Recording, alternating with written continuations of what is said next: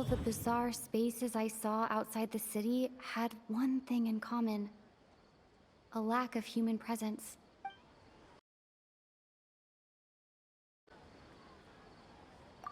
People in Sumeru don't dream. What a strange phenomenon.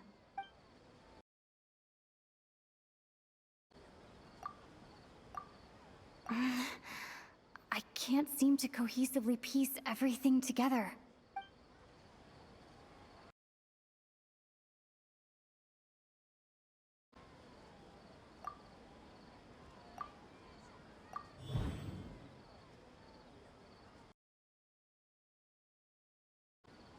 We are all in a dream.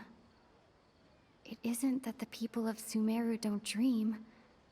Rather, the Akasha is taking their dreams from them. People in Sumeru think they don't dream, but the truth is the Akasha steals their dreams without them knowing it.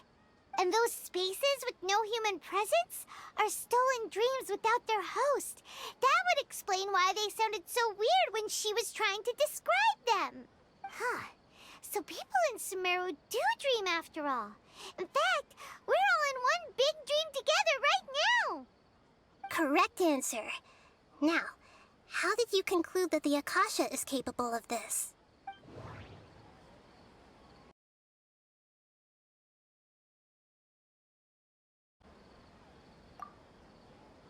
It is the manifestation of the God of Wisdom's power. Oh, okay. Those dream-controlling creatures in the forest also get their power from the Dendro Archon, right? That would explain why the Akasha has the ability to control people's dreams, too. But is stealing everyone's dreams really how the Akasha compiles their wisdom? Isn't there anything more to it than that? Dreams are fantastical, complex, and full of imagination. People's brains are the most active when they're dreaming. In other words, dreams are rich bundles of human wisdom. So, in other words, the complete opposite of how Hypatia understood it. Paimon remembers her saying that the sages think dreams are foolish delusions, and the fact that no one dreams is a blessing from Greater Lord Rukkhadevata. So it was all a dirty trick? The real story is that the sages from the academia are using the Akasha to steal people's dreams for their own use, huh? Oh? By the sounds of it, you understand the current situation pretty well. So then, what about the samsara?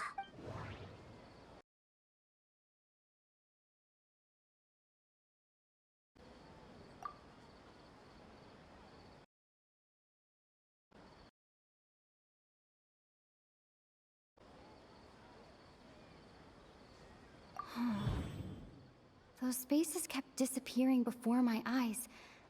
But as soon as that beep sounded, many more spaces materialized. Those dreamscapes kept vanishing. But as soon as that beep sounded, more new spaces appeared.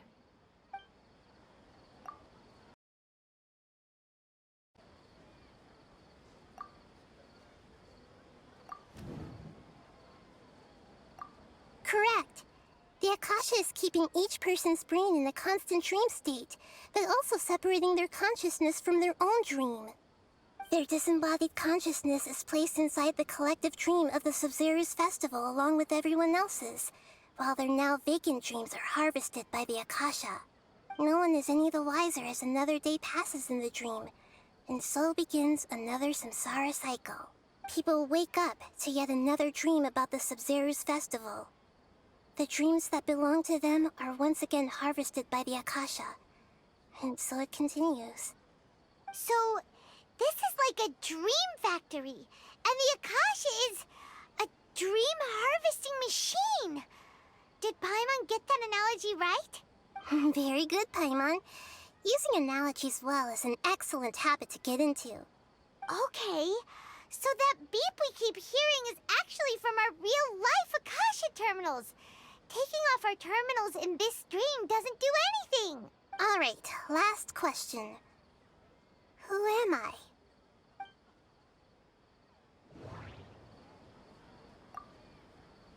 They say that alchemical divination is the Dendro Archon's divine revelation. So then, if Nahida has referred to herself as the moon... Now that I think about it, wasn't illusions a hint that we're all dreaming?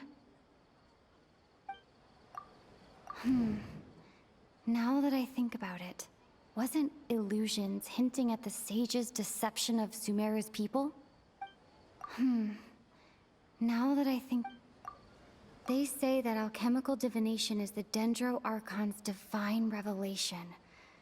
So then, if Nahida has referred to herself as the moon... So you noticed.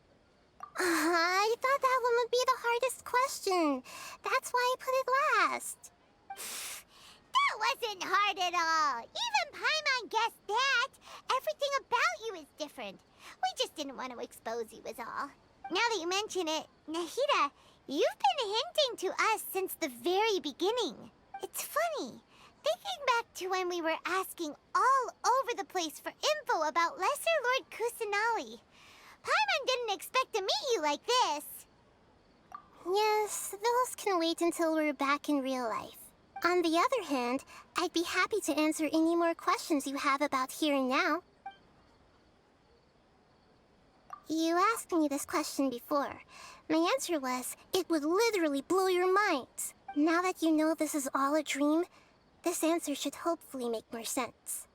Have you heard the saying, don't wake a sleepwalker? Likewise, if someone suddenly had told you all this instead of you learning it on your own, your notion of reality and dream would be thrown into irreversible confusion. I couldn't expose you to that kind of risk. That's why I could only give you very subtle hints and some suggestions. Long story short, I'm really sorry I had to keep you guessing. Firstly, this dream we're in is completely based on reality. People have already experienced this Sabzeruz festival, so it would be very difficult for them to find anything that strikes them as surreal. Secondly, you're probably wondering why people don't have any memories from earlier samsara, right? That's because people don't remember their dreams most of the time anyway. And in any case, their actual dreams are being taken away from them by the Akasha. So whenever they wake up in this dream of the Sabzeruz festival, they don't remember anything from their previous identical dream. That reminds Paimon. Traveler had a dream when we were in the Avidia forest, but couldn't see what it was about after waking up. Is that an example of what you mean? Yes. Only after receiving the blessing of Dendro can a person gain the Dendro element's dream-enhancing power. That explains the feelings of deja vu. Meanwhile, everyone else has no idea that they are in the Sabzeruz Festival Samsara, while their dreams are stolen from them over and over again. Can humans really keep dreaming forever like this? Will it ever end? And if so, when? You might say your mental fatigue has already answered this question. Eventually, there's only so much that people can tolerate, especially those whose health is compromised to begin with, like Dunyarzad. This relentless exploitation takes an even harder toll on them. People's lives are at stake here, and nobody knows a thing! We've got to put a stop to this!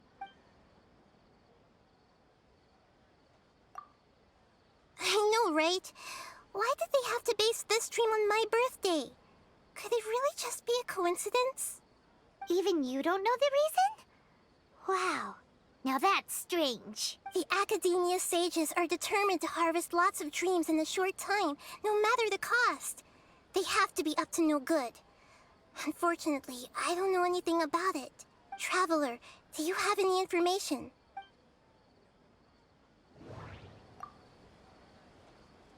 Those spaces remind me of... dreams. Like the one I had in the Avidia forest.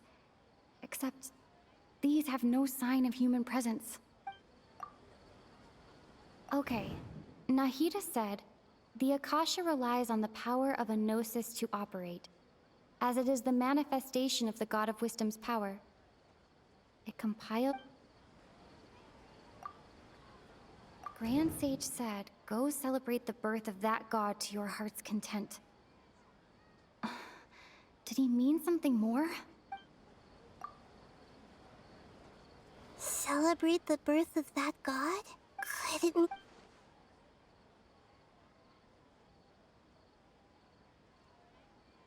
Deceiving the people of Sumeru with no regard for their safety. No matter what they're trying to do, this is unforgivable. After we end the Sub-Zerus Festival Samsara, we have to look into them. How can the sages of the Academia do this behind their Archon's back? This is ridiculous! In the end, I'm just the moon. The real sun is long gone. A sun and a moon? Nahida's talking in riddles again. Oh, we're out of time today. I'll tell you how to break free of the samsara tomorrow. See you then.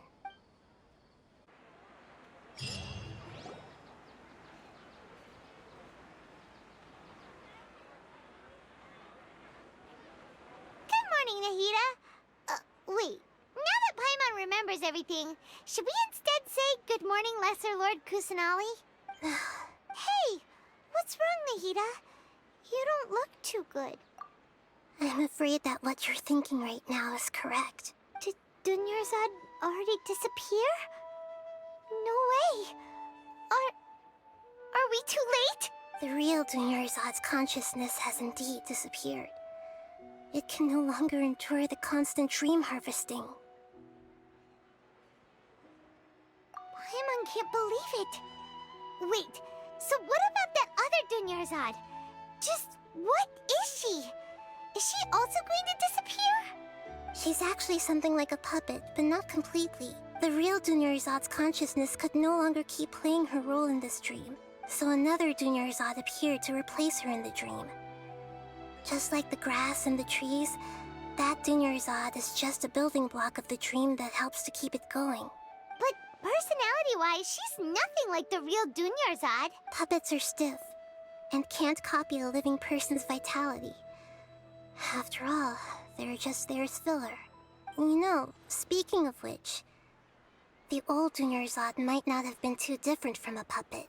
Dunyarzad truly believed that she met you within her consciousness, and it was you who inspired her. So you do remember her after all. Yes. Back then, her family was overly protective of her. No one cared about her personality or thoughts. It was as if she only lived to stall her Elazar. I just gave her a little wisdom so she could look at life in a new way. So that she could be her own person. But even so, she's still... far from it. I'm still a long way off from being a real Archon. I couldn't even save her. If I were a competent Archon, I wouldn't have let my most faithful follower die at the Sub-Zerus Festival with so many regrets. Please don't beat yourself up over it, Nahida. It's the sage's fault, and theirs alone. I'm not beating myself up. All I did was to rationally observe the distance between myself and a real Archon. Don't be like that, Nahida. Even real Archons are still allowed to be sad. To prevent more tragedies like this, we must end the samsara as soon as possible. Great, but how do we do that? Although the Sub-Zerus Festival dream is under the Akasha's control, only humans can dream. Even the Akasha is unable to create them. That means this dream belongs to a host who created it. Huh? So, how should we find that person? Well, if this is someone's dream, then everything here must come from deep within their consciousness. Which means, with the power of imagination, they can change anything in this dream. Imagination? Imagination means breaking through what you perceive as normal. Like when a server at a tavern brings a plate to you, you'd naturally assume that food is on it. However, if you're the dream's host and you become aware that you're dreaming, when you imagine gold and more on the plate, the dream will respond in kind. And the server really will bring you... But right now, our host is unaware that this is a dream.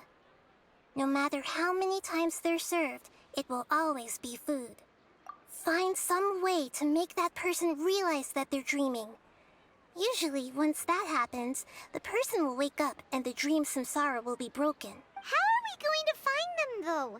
If it could be anyone, it'd be like looking for a needle in a haystack. And even if we did find them, how are we supposed to make them realize they're dreaming? After all, like you said, don't wake a sleepwalker. It's extremely difficult, yes. But the only ones who can do it are you two. Remember, everything you've achieved up to this point has all been for the sake of finding the host and ending the samsara. As for me, during this time, I'll be out of town. Out of town? Are you going to that place full of dreams where the traveler went? Yes. I want to try something. There must still be a small wisp of possibility. Hurry and go. Dreams are supposed to be fantastical, romantic, and full of pleasant surprises. Unnecessary things like this samsara need to end. Paimon's still a little upset that we've come this far only for Dunyarzad to... She was such a good person, with such a simple wish. But fate was against her. Yeah, saving Dunyarzad is what kept us going this whole time. But we mustn't lose hope, Traveler. Dunyarzad would definitely want to see us save everyone else. So let's break the samsara for her sake. Paimon's wondering, do you think the sages would get one of their own to be the host of this dream? Feels like it would be easier to control it that way, no? Huh. That's true. Plus, the sages probably weren't counting on there being other factors beyond their control, like Nahida and us. So, who do you think the host of the dream is? Oh, that would make sense. Ferris, the Knight of Flowers, is a symbol of the whole Sabzeruz festival, right? Pretty core character. Let's go ask him some questions, shall we?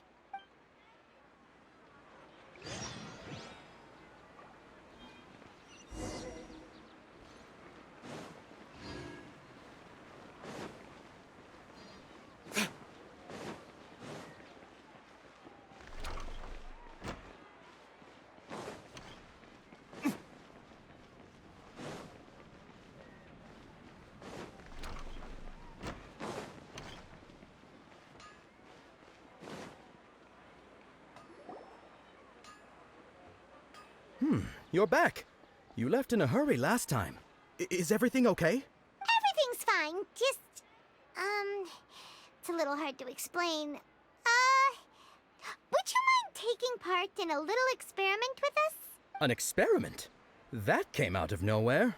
I'm listening, though. What do you need me to do? Could you make a wish? You want me to make a wish? Is that a new Sabzeruz festival tradition or something? Less questions, more wishing! Okay. My wish. Okay. I'm a little nervous saying this out loud, but I want Miss Dunyarzad to be happy. Oh. I noticed earlier that she looked a bit down, and she wasn't really talking to anyone. She just doesn't seem like herself. She's always so gentle and kind, and all the kids love her. I've also wondered if the reason she asked me to be Ferris Knight of Flowers is because I'm special to her, or something. So, you have a... Oh, is it that obvious? After what I just said, I guess it is. When she placed the hat of the Knight of Flowers onto my head, she said to me, I want everyone to have a happy Sabzeruz festival. What she didn't realize was that I'm not that interested in how everyone else feels. In that moment, I just wanted to be her Knight of Flowers for the rest of my life. 50 years, 100 years, I'll serve her till the end of time. Okay, yeah, that was a bit much. Felt like the right moment to get it off my chest, but that was pretty embarrassing. Okay, I'm ready to make my wish. I would like Miss Dunyarzad to appear in front of me right now with a smile on her face. Here goes. Please come true. I'm gonna open my eyes. Oh! What? Fucky! Sorry, but only one portion of Yelda candies per person. Back home you go. Nice try, you two. Anyway, never mind. I don't need to see her appear right in front of me. As long as she's happy. Guess he isn't the host of this dream after all. Should have expected it wouldn't be this easy.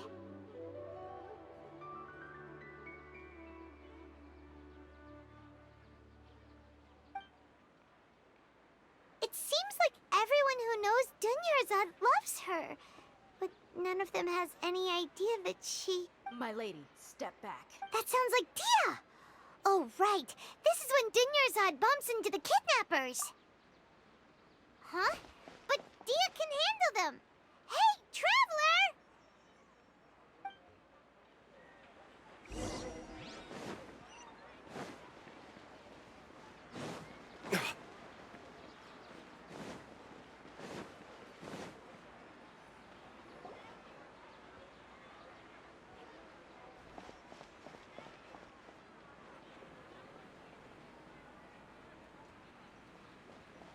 Oh, it's you. Great timing. Please take...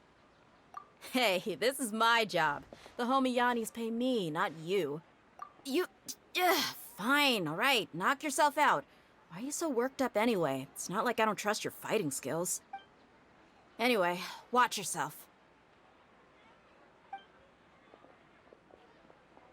So you got yourself some backup. Suit yourself. You're going down!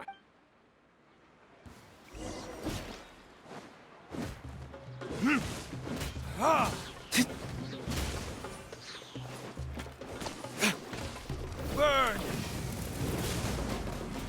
Dodge this! Ready, steady, go! Let's do it! Hi, hi. Oh, huh. Cool it! Ha! Ha!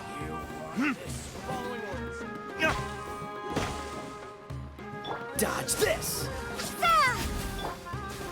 Ha!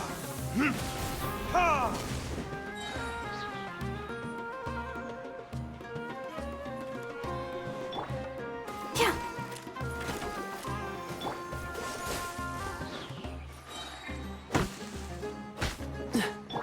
Law of the jungle! Ha! Ha! This moment will be frozen in Time for retribution!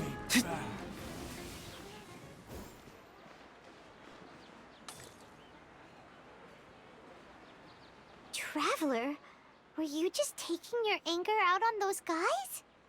You and Nahida both.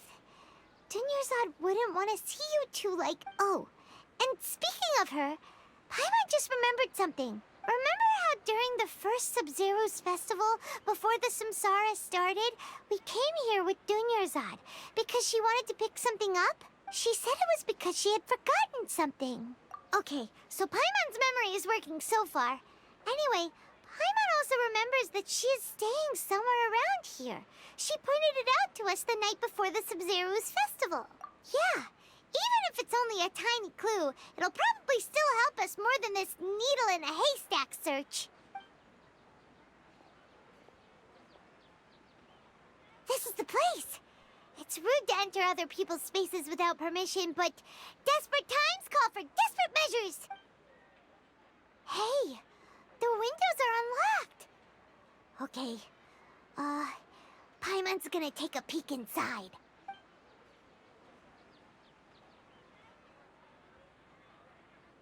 This was only a temporary residence, so there was pretty much nothing inside except this book on the table. Should we open it?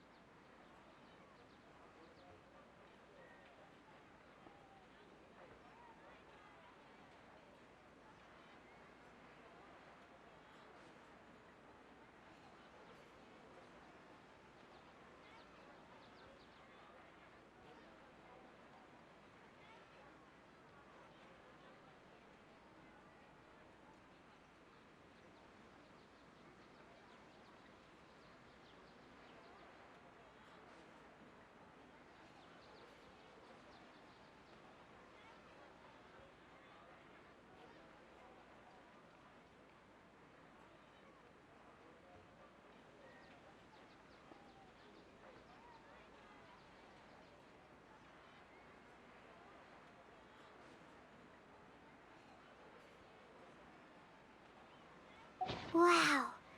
Dunyarzad wrote all of this.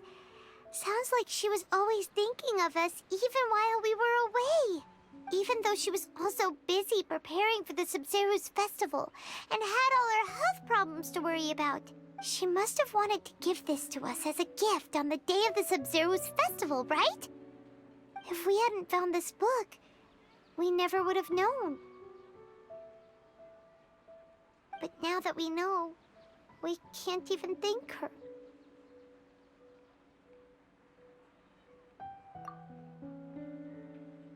Hey! Where are you off to now?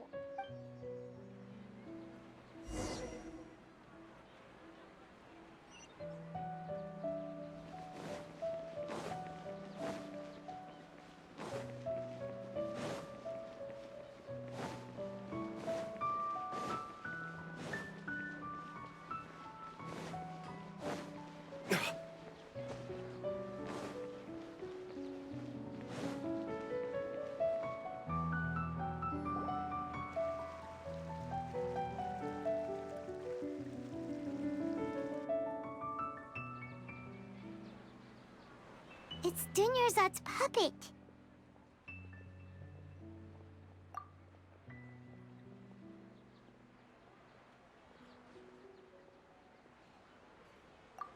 Traveler?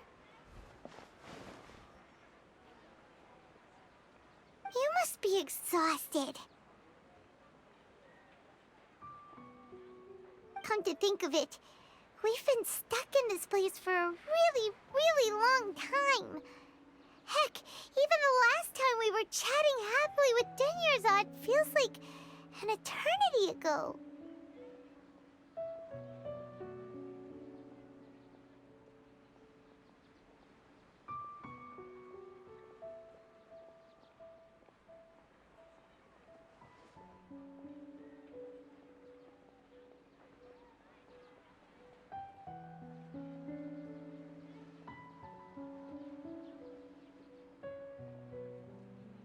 Paimon still remembers when we were sitting here, and the way her eyes sparkled when she talked about Nilous' Dance of Sabzeruz. There will always be frustrations in life, but I know that the point of living is not to leave behind any regrets.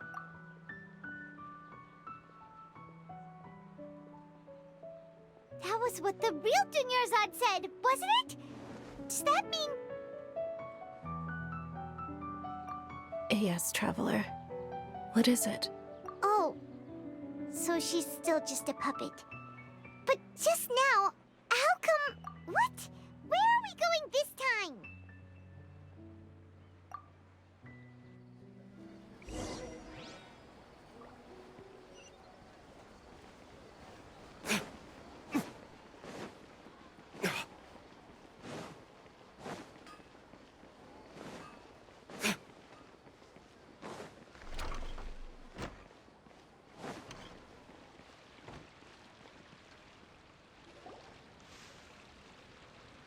If you continue to resist, we will have to order an investigation. The Grand Sage has already granted you.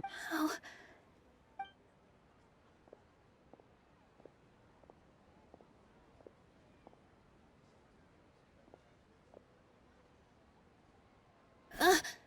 Traveler? You don't have to get involved.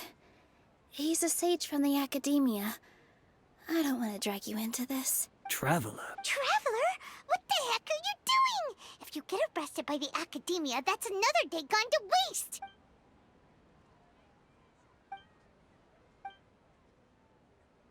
Wait, they're not reacting.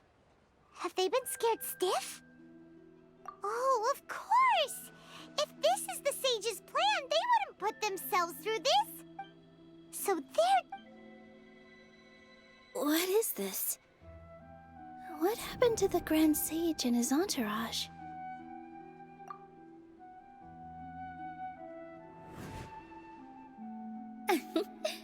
Like I said, they symbolize the goddess of flowers. It's just a shame that all the real Padissaras went extinct after her death. Yes. The Greater Lord brought forth new Padissaras in memory of the goddess of flowers. but she ultimately could never truly replicate that beautiful shade of purple.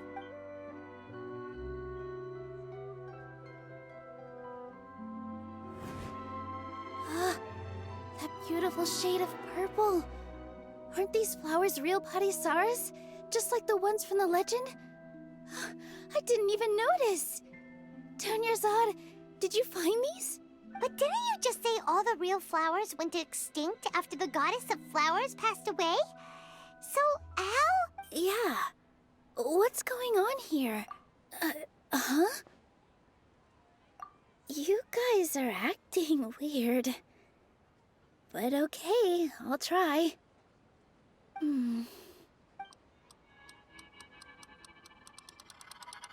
Hey! They disappeared!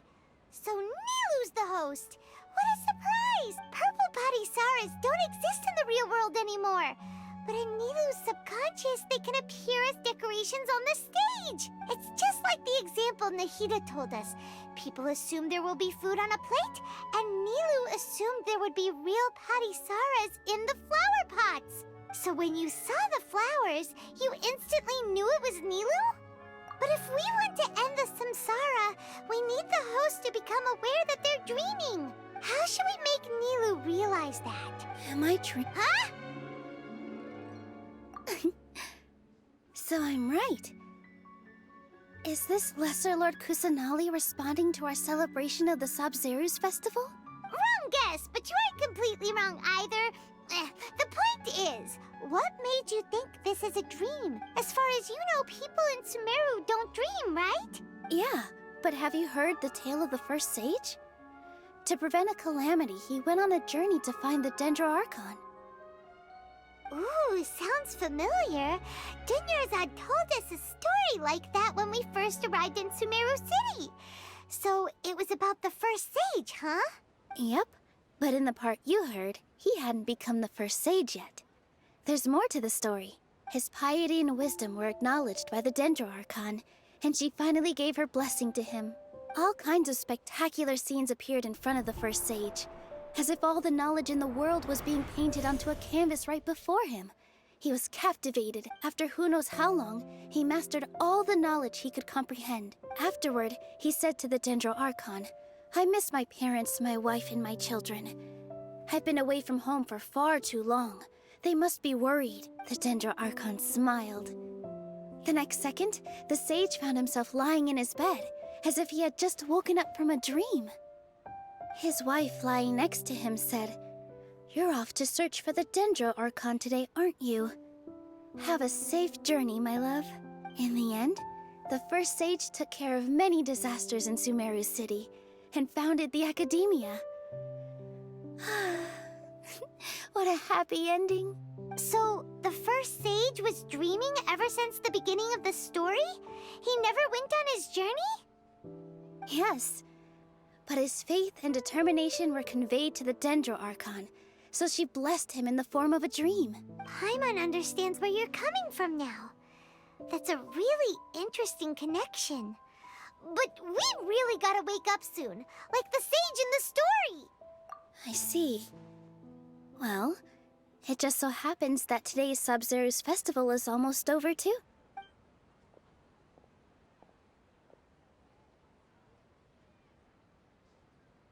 Since we're in a dream, let's make this final dance of Sabzeruz as beautiful as we can.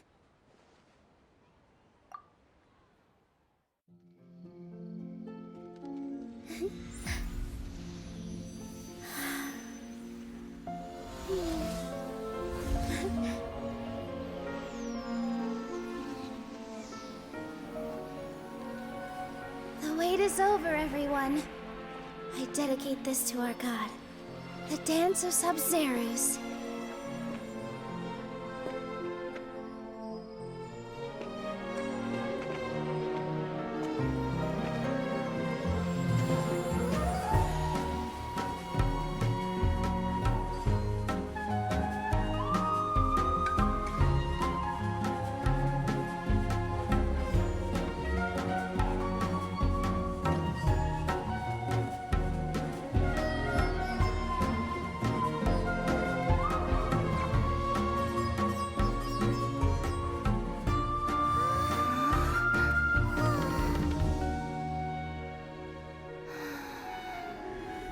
I'd be lying if I said I had no regrets.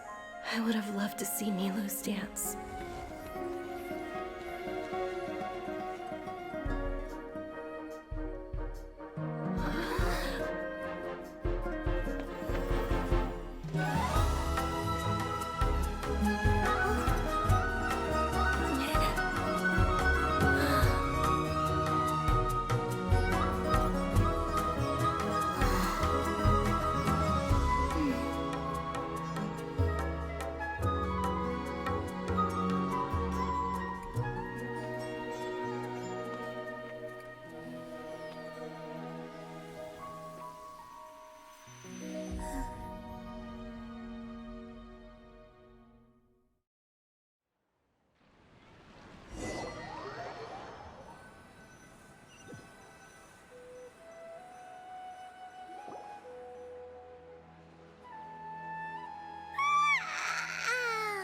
Oh, good morning, traveler.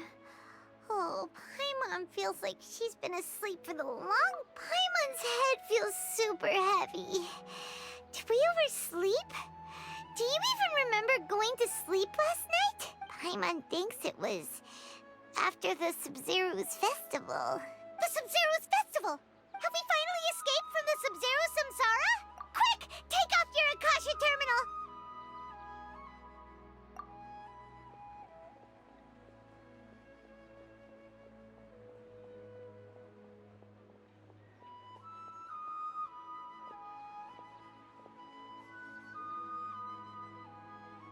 She's not in her room. What happened? Huh? What you...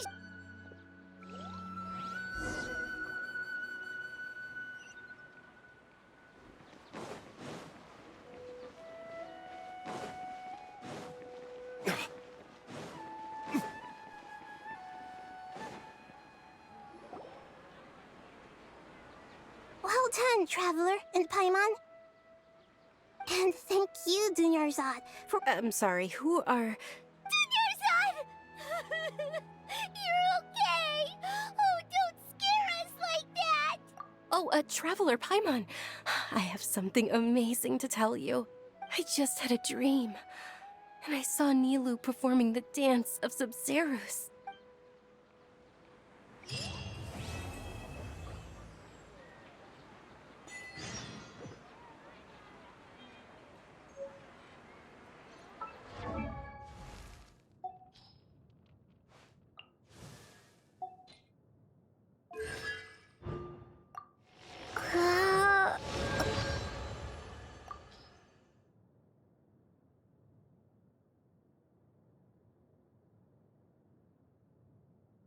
Free knowledge without having to study at all?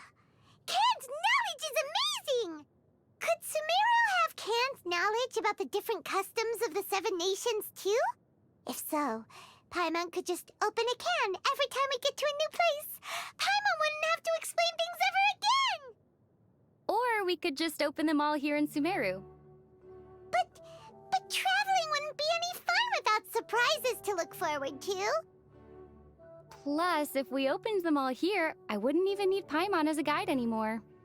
Okay, scrap that idea. No more Can knowledge. Let's save our Mora for something else. Something like... Oh, tipping Paimon for guide services. See, the Eremites are a real motley crew. There's certainly a diverse range of characters. Yeah, that could explain it. Oh, Paimon can play lots of different characters too. Judgy Paimon, knowledgeable Paimon, helpful Paimon. And of course, the classic completely misses the point Paimon. Have you noticed something? People in Sumeru don't seem to have a lot of faith in Lesser Lord Kusanali. Back in Liyue and Inazuma, people were pretty enthusiastic about Rex Lapis and the Almighty Shogun. Those strange scholars are one thing, but even everyone living downtown only ever seemed to talk about Greater Lord Rukkhadevata. Yeah, that's true. Even the most delicious mushrooms are said to be Greater Lord Rukkhadevata's blessing. Speaking of which, lots of the dishes in Liyue are said to have been taught and approved by Rex Lapis himself. Aha! So as long as a god blesses their people with delicious food, people will worship them. If their name is Paimon, sure. Huh? Wait, so what do you believe in then? Me? Paimon, of course. That's right. The first time we saw the wall of Samiel, Paimon was stunned. It seems to go on forever. Well, it was built to protect the entire rainforest, after all. And it's so tall. Who knows if you'll be able to climb all the way to the top? I doubt it. Also, why do I have to climb it exactly? Because it's right there. Even so. No. The wall of Samiel is right there in front of us. I know, but it's way too... But it's the wall of Samiel! Fine. I'll go, okay? All these Sumeru scholars seem to wear Akasha terminals, so they can get information from the Akasha system. It's like they're carrying an interactive encyclopedia with them, wherever they go. Oh, Paimon's kinda jealous. Well, I'm not jealous. I have an even better encyclopedia that automatically follows me around, gives me the A to Z on everything in Teyvat, and the best part is, it can even talk. Huh? Was that a compliment? Aw, you're making Paimon blush. Paimon definitely doesn't know as much as an encyclopedia. A to Y at most. Well, you know, maybe if you ate a little less, you'd have room for Z too.